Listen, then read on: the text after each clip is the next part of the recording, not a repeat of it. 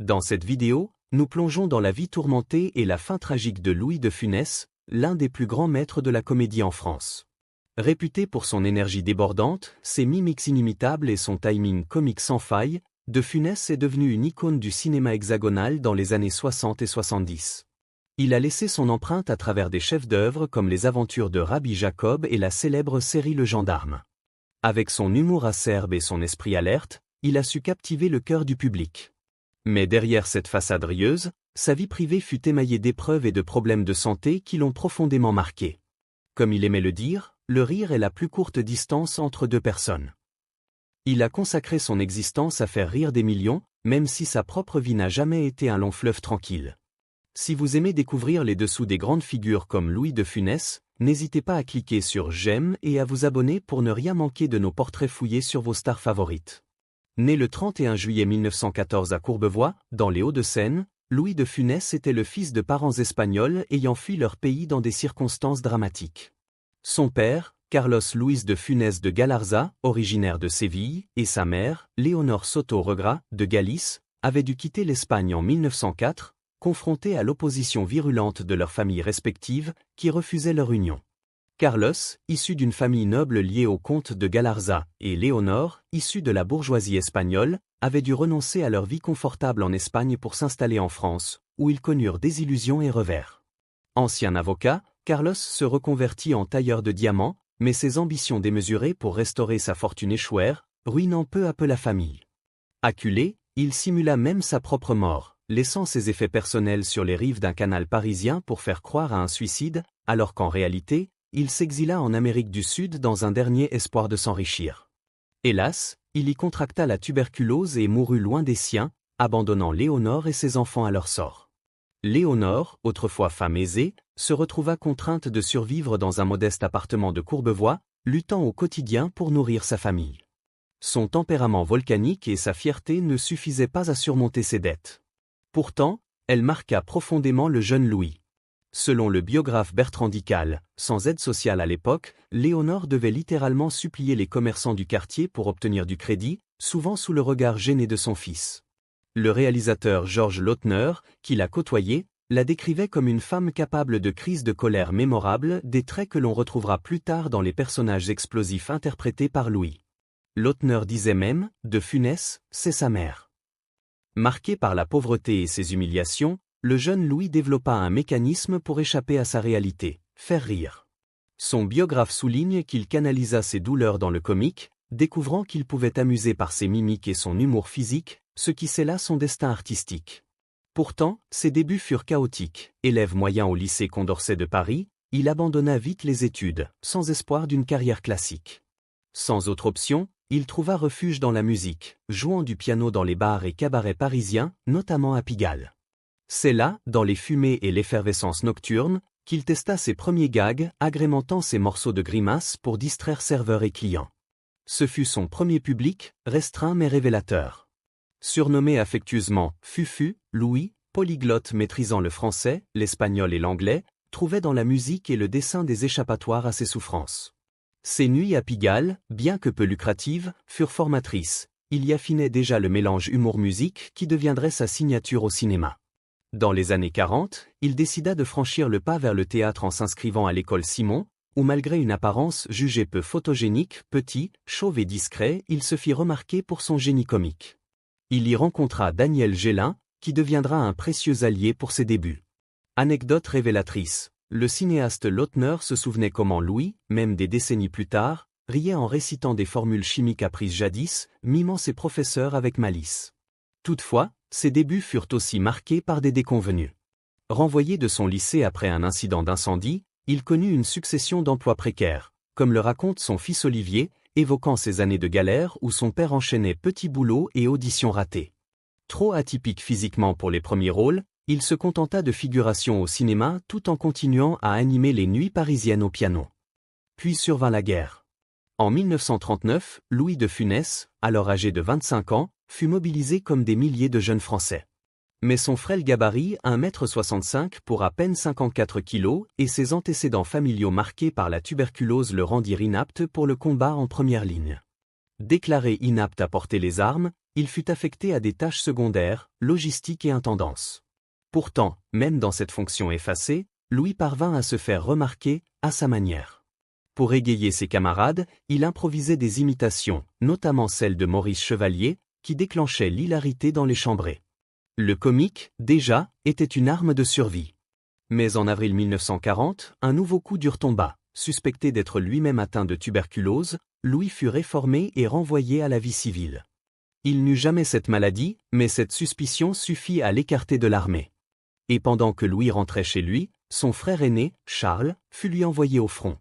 Là-bas, Charles trouva la mort, fauché en pleine bataille. Une tragédie qui bouleversa à jamais Louis. D'un seul coup, il se retrouva tuteur de son neveu orphelin, Édouard, une responsabilité lourde pour un homme qui, à ce moment-là, peinait à subsister lui-même. Pendant l'occupation, la vie de Louis bascula dans la débrouille. Il enchaîna les petits boulots pour nourrir sa famille, vitrier, cireur de chaussures, nettoyeur de sol dans les grands magasins parisiens. Aucun travail n'était trop humble. Mais ce fut dans la musique qu'il retrouva une forme de stabilité. Excellent pianiste, il trouva des engagements dans les cabarets et les bars, jouant pendant de longues heures chaque nuit. C'est à cette époque qu'il fit la rencontre du futur grand producteur Eddie Barclay, qui le décrivit plus tard comme un musicien exceptionnel, doté d'une oreille absolue. Ses journées étaient harassantes, 12 heures de piano pour un cachet misérable, parfois payé en nature, un repas chaud, un peu de vin. Georges Lautner, futur réalisateur, se souvient de l'avoir vu en 1942, dans une salle à la Madeleine, transformant ses prestations musicales en véritables sketchs. Il mimait ses clients, grimait ses chansons, faisant déjà germer le comique explosif qui éclaterait plus tard à l'écran. C'est aussi durant ces années sombres que Louis connut deux rencontres décisives. La première fut avec Jeanne Barthélemy, une jeune femme qu'il croisa dans un conservatoire de jazz. Elle deviendrait sa seconde épouse, son rock pour la vie. La seconde fut avec le théâtre. En 1942, alors qu'il approchait de la trentaine, il décida de tenter sa chance comme comédien et s'inscrivit au prestigieux cours Simon. Le destin accéléra lorsqu'un jour, dans le métro parisien, il croisa le jeune acteur Daniel Gélin. Gélin, impressionné par sa verve, lui lança « Appelle-moi demain, j'ai un rôle pour toi ».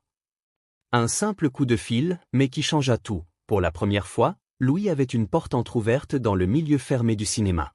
Pourtant, les années d'après ne furent qu'une suite d'humiliations et de vaches maigres.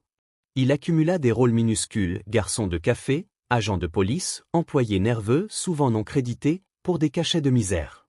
Mais jamais il ne céda. En 1944, il échappa de peu au service du travail obligatoire en Allemagne. Grâce à l'astuce de son concierge, qui le fit passer pour malade, il évita d'être déporté. Enfin, en 1945, à l'âge de 31 ans, il décrocha son premier vrai rôle au cinéma dans La Tentation de Barbizon. Une réplique, une simple scène, mais son flair comique y était déjà évident. Toutefois, il resta longtemps cantonné au second rôle, voire au troisième. Sa silhouette nerveuse, son visage expressif et son débit mitraillette faisaient rire, mais ne lui ouvraient pas encore les portes du vedettariat. Les années 50 furent une traversée du désert masquée par une activité incessante. Louis multipliait les petits rôles, il enchaîna plus de 80 films en une décennie, apparaissant chez des maîtres comme Sacha Guitry, mais toujours en marge. En 1952, il intégra la troupe des Branquignoles, où son comique gestuel fit merveille, tout en continuant à jouer du piano dans les soirées pour boucler ses fins de mois. Ce n'est qu'en 1956, à 42 ans, que le vent tourna.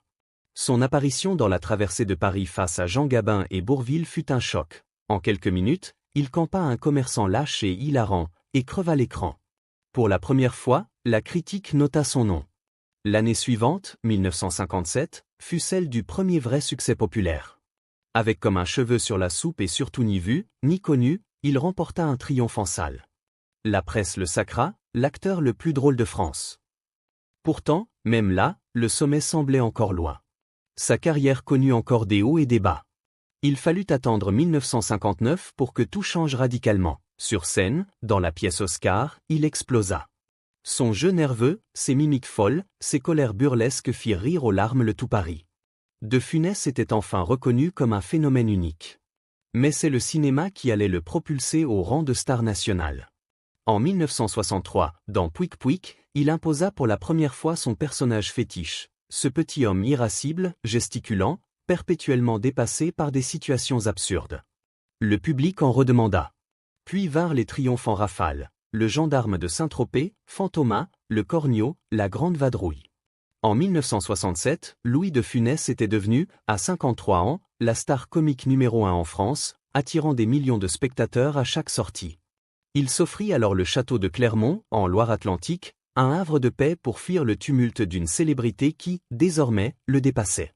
Son ascension, longue et semée d'embûches, était le fruit d'une ténacité hors norme. De l'ombre des cabarets à la lumière des plus grands écrans, Louis de Funès avait transformé ses seconds rôles d'antan en un héritage comique impérissable. Côté vie privée, Louis de Funès était un homme bien plus réservé qu'on ne pourrait l'imaginer. Derrière ses mimiques exubérantes se cachait une personnalité introvertie, presque timide en dehors des projecteurs. Il se maria 2 fois. Sa première union avec Germaine Louise Élodie Carroyer, en 1936, fut de courte durée. Le couple eut un fils, Daniel, mais leur relation s'effondra rapidement, à une époque où Louis peinait encore à lancer sa carrière. Le divorce fut prononcé en 1942, alors qu'il n'avait que 28 ans. C'est avec sa seconde épouse, Jeanne Barthélemy de Maupassant, qu'il trouva enfin un équilibre. Ils se rencontrèrent dans les années 40, à Paris, et se marièrent en 1943. Jeanne fut un pilier indéfectible dans la vie de Louis, l'encourageant sans relâche durant ses années de galère. Ensemble, ils eurent 2 fils, Patrick, né en 1944, qui devint médecin, et Olivier, né en 1949, qui suivra brièvement les traces de son père en apparaissant dans plusieurs de ses films. Le couple formait un tandem solide, malgré les sacrifices liés à la carrière harassante de l'acteur. Mais si Louis de Funès connut un succès colossal dans les années 60 et 70, cette ascension fulgurante eut un prix, sa santé. De nature anxieuse, il était perfectionniste à l'extrême, exigeant autant de lui-même que des autres sur les plateaux. Cette pression constante, ajoutée à son rythme infernal, il enchaînait tournages, promotions et représentations théâtrales, finit par l'épuiser. En 1975, à l'âge de 61 ans, il subit une première alerte majeure, un infarctus du myocarde. Cet épisode faillit lui être fatal. Hospitalisé en urgence, il fut contraint d'annuler plusieurs projets et de s'éloigner temporairement des plateaux. Cet accident cardiaque marqua un tournant dans sa carrière. À partir de là, Louis, sous la surveillance attentive de son épouse Jeanne, adopta un régime de vie strict. Il renonça à fumer, suivit un régime alimentaire rigoureux et réduisit le nombre de ses tournages.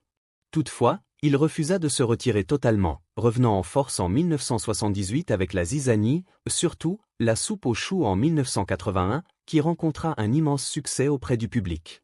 Ce dernier film, où il partageait l'affiche avec Jean Carmet, fut un triomphe et marqua symboliquement son chant du cygne au cinéma. Mais derrière ce retour triomphal, sa santé restait fragile. En 1983, alors qu'il préparait de nouveaux projets, Louis de Funès fut victime d'un deuxième infarctus. Cette fois-ci, son cœur, déjà affaibli par les années de stress et d'efforts, ne résista pas. Il s'éteignit le 27 janvier 1983 à l'âge de 68 ans, à l'hôpital de Nantes.